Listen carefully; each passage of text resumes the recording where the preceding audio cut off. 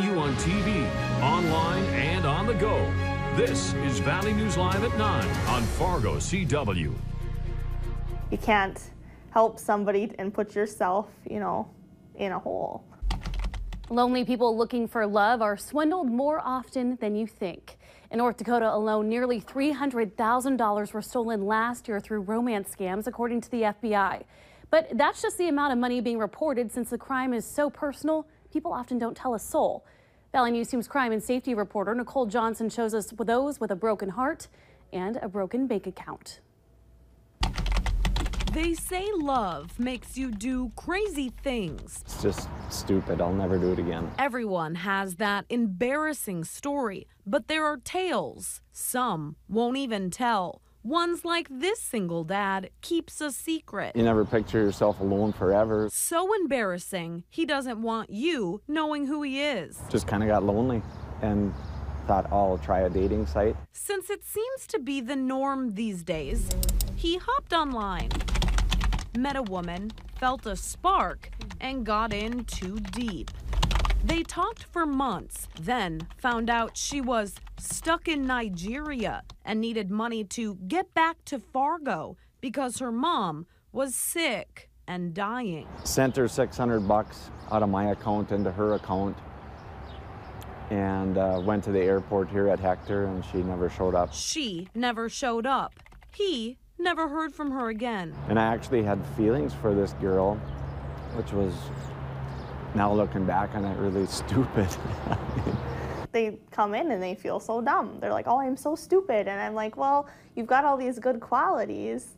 It's not it's not a negative thing to want to help people. It's not a negative thing to care about people. But you just have to remember that you're your own best advocate, and you kind of have to look out for yourself too. It's not just older people falling for these romance scams. We're told it even happens on Tinder or in person across all types of people. The only thing they have in common is that they're lonely. I don't like being single at this point in my life. You might call this woman, who doesn't want her face shown on TV, a vigilante. I hate that I'm having to be put into that situation, to be honest. After a divorce, she began responding to personal ads on Craigslist, saying online seems to be the only way to date anymore. I think that's a fake one. That's my personal opinion. Unintentionally, she's now an expert at spotting scammers. I found her by responding to her ad, calling out a man she says is posting lies. She even included his picture. Apparently he saw it, and actually somebody wrote to me and said, it looks like he's taking down all his ads. Others have thanked her too for standing up for those who might fall for it. They'll run people through all their checking and savings and retirement and everything. They'll keep going until that person is like, I don't have anything else to give you. If they say, hello, my dear, that's a red flag for me. For this single dad, he's moved on. Thankful he only lost a fraction of what some people get taken for. Gosh, I just feel bad for him. Searching for love. You say, this is who I am. Get taken advantage of. When it comes to love, we all make mistakes. But don't get caught literally paying for them. Nicole Johnson, Valley News Live. Out of all the internet crimes the FBI keeps track of, romance scams came in second as far as money being lost in North Dakota. The top scam is non-delivery and non-payment, meaning the seller or buyer didn't uphold their end of the transaction. Coming up after weather, more questions and answers linger after Fargo police responded to a call of a gunshot in the Walmart parking lot along 52nd Avenue South today. Plus, an investigator with the Minnesota Sheriff's Department has been arrested on a domestic violence charge. What those who know him are saying about his arrest. But first, Robert, a hot day for us in the Valley, but even more active night for those living near Lakes Country. Yeah, a hot day for many of us and a stormy night for a few folks. The stormy weather has pretty much moved out of the area for now. Anyway, a live look outside on the CorwinAuto.com Valley Skycam, part of the Storm Team Skycam network, looking off towards the west-northwest. Sun getting ready to set here in about 15 minutes or so. Just a few clouds here in the Fargo-Moorhead area, and it's cooled down just a touch, but still pretty warm out there. 84 feels more like 88 with a heat index of 88. We had a heat index over 100 earlier this afternoon. Winds out of the north-northeast at 9 miles per hour. Temperatures elsewhere across the region, some 60s, 70s, and 80s out there. 79 in Valley City, 83 down in Sisseton, 70 rain-cooled degrees over into the Wadena area. Winds, they're variable out there, around 5 to 15 miles per hour with some occasional stronger gusts. With those storms earlier, some strong and severe storms, numerous reports of some hail to the size of quarters and in some cases ping pong ball and golf ball sized hail, and even some wind damage reports along Highway 10 near the New York Mills area, semi blown over in that area. Right now, take a look at the satellite. Most of the activity has cleared to the area, just a few clouds off towards the west and the northwest. Underneath what clouds we do have, severe thunderstorm watch still continues for parts of the area, our extreme southeastern counties until 11 o'clock, but most of that storm activity has pushed well on off toward the east and the southeast. Some severe storms making their way out of southeastern portions of South Dakota into southwest Minnesota, and also some strong and occasionally severe storms making their way to northwest Wisconsin. We could see some storms redevelop over parts of the area. We'll show you that here in just a few minutes in the hour-by-hour forecast. Another severe storm right on the state line between Nebraska and Kansas. A few showers and storms in the Rocky Mountains, and a few showers and storms from the southeastern U.S. up into the New England area. For us, as we head through the overnight hours, we'll see a chance for a few more showers and thunderstorms developing in a few isolated locations, and then off towards the west, a more concentrated area of showers and storms makes its way off towards the east as we head through tomorrow morning. By tomorrow afternoon, though, most of the area clears on out. We'll see a warm day tomorrow, not nearly as warm as today, not nearly as muggy either, with high temperatures in the upper 70s to middle 80s. And by tomorrow evening, cool it back down just a touch. Here in Fargo, we're going to start off the day with some partly cloudy skies, mostly cloudy skies, maybe some showers and storms in the area with temperatures in the mid to upper 60s. By lunchtime, though, warming it on up, clearing on out, upper 70s.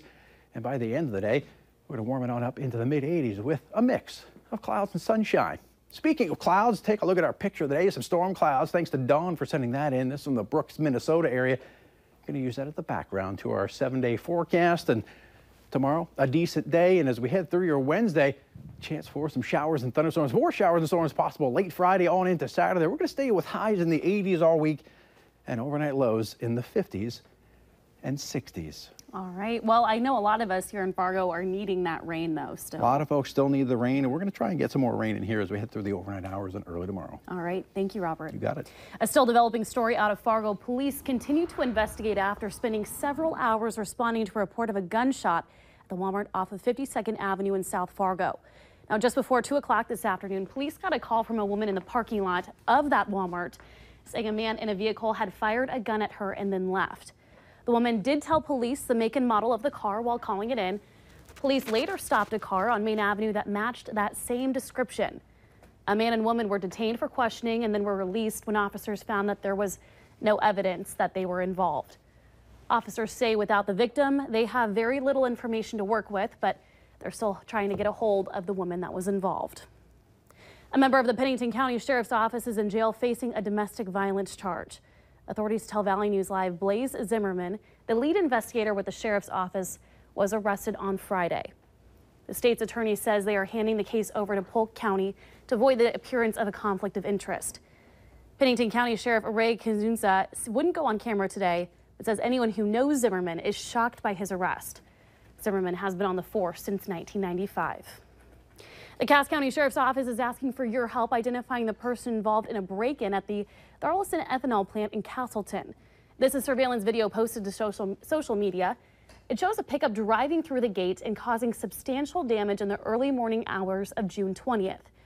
Deputies hope that someone might recognize the truck or have some information that could identify the suspect. Anyone with information is asked to call the Sheriff's Office at the number on your screen, 701-241-5884. The city of West Fargo is celebrating the beginning of a new era for its police department today. This after the swearing in of Police Chief Heath Yonke. Yonke, a former special agent with the FBI, was joined by his family for the ceremony today at West Fargo City Hall. He'll be taking over a department still in need of leadership after problems within the department led to the firing of the previous chief. He says that his first step will be building relationships. I got to start building trust both within the police department and within the community. So I want to be out there meeting everyone, showing them who I am, what I believe in, and building that trust so that everyone can come forward to the police department in a time of need and know they're going to be adequately taken care of. Yonke steps into the role that was left vacant back in February after previous Chief Mike Wrighton was fired due to a, quote, toxic work environment and overstepping his boundaries. 4th of July is over, but the discussion on whether or not people living in Fargo should be able to light them off is now up in the air. Valley News Team's Cornelius Hawker was there for tonight's City Commission meeting. And Cornelius, how was the topic brought up?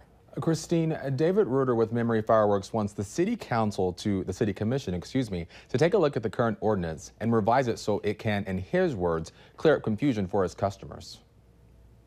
What we are asking is for the City of Fargo to allow the lighting of fireworks within Fargo city limits on July 4th and December 31st, much like our sister city, West Fargo. This request has been driven by customer feedback, which has been increased since West Fargo changed the law a few years ago. But the idea of lifting the ordinance doesn't sit well with the Fargo Fire or Police departments. Although Police David Todd previously stated it may be time to look into changing the ordinance due to the number of complaints called in versus tickets being handed out. Officials say fireworks in city limits can create fire dangers and quality of life issues. We talk about an ordinance that is not currently being enforced, but it's working. Because over the last 6 years, when I look at our statistical data, we averaged less than 2 fires related to fireworks within the city of Fargo. And over the last 6 years, we've had less than $7,000 of property damage in the city of Fargo related to fireworks. When you have at least an ordinance in place and causes people to hesitate or not participate in that activity or take that activity outside of the city limits. Now, while the commission agreed to take a look at the issue in the future, Commissioner John Strand says he thinks the issue is something the city doesn't need to touch, citing the concerns about the police and fire departments. Christine? All right. Thank you, Cornelius. You can head over to our Facebook page and let us know what you think about this issue. You'll find contact information in this story for the commissioners so you can tell them how you feel. North Dakotans could be voting on expanding Sunday shopping. A group wants to get the matter on the November 2018 ballot. Brandon Medenwald will present the ND Open on Sundays measure to the Secretary of State tomorrow. He says it would open the door to Sunday shopping, but also allows for stores to remain closed if they so choose. A lot of the businesses we've talked to will almost certainly maintain their hours, or the ones that are closed Sunday will still remain to be closed Sunday, even if this law changes. But at the same time, they're still in favor of the law changing because more freedom is better than more restrictions. We believe that religion and family time are very, very important. Our distinction is that we don't like the state choosing when you should be spending time worshiping and when you should be spending time with your family. For stores operating in malls, if they signed a lease before January 1st of 2019, they would have the right to remain closed, and that gives them the chance to renegotiate before their lease is up. An attempt to change North Dakota's blue laws was narrowly defeated in the most recent legislative session.